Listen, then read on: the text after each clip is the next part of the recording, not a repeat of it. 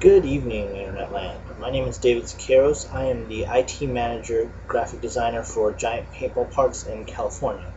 I'm actually going to be co-hosting this little project with the ever so talented Mimi Mater, and on behalf of her and myself, welcome to our little shindig we got going here. Anyways, it looks like she went ahead and proposed the first question, which let me bring it up here.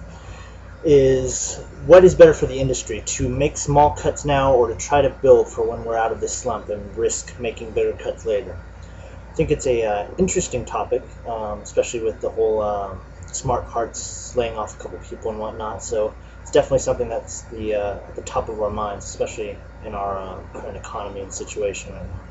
Looks like paintball has been going downhill steadily for a couple of years now. It's taken a pretty big hit this year. I'm sure you can tell by all the fields and all the stores that are closing, especially here in Southern California, the mecca of paintball. I do think that there's a lot of silly things that the industry is doing. Some of these bigger companies, your Dye, Planet Eclipse, and Smart Parts, releasing all these high-end guns that are just so unaffordable. I, however, do know that there's a market for some of these guns, but upwards of $2,000 and $1,600 for just a paintball marker that's going to be outdated by the next year is a little bit ridiculous. It was brought up that a lot of these companies do have their own clothing lines and whatnot, and I actually think that that's a pretty good step for our industry, especially now.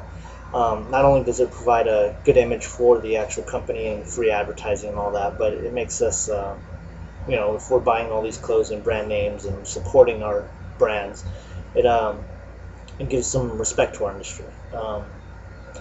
Kind of think that we need to rethink and restructure how we're doing some of these things and make paintball so it's more affordable and more easier for the new player to come in and actually start playing and grow up and just more or less grow from a small noob to a big shot tournament player. I mean, I see kids these days going to the park and one day they're renting a gun, the next day they have a $700 ego just off of one time playing. It's not the worst for the sport, but it's not the best either. I mean, when I went into the sport, I went in with an autococker and built up from there. I had several guns before I got on a tournament level gun. So it's something that we need to look at. We need to figure out what we're doing quickly, because a lot of these big companies are starting to worry us.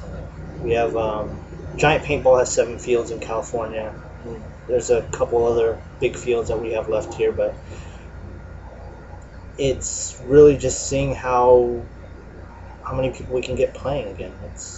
I see less and less people out there on the field, and it's really saddening to see all this recreation, all this time and money that we've put into recreation play, and it's just being wasted. So that's my take on the story. Interested to hear yours as well, see who else we can get on here. Thank you very much. Have a good one.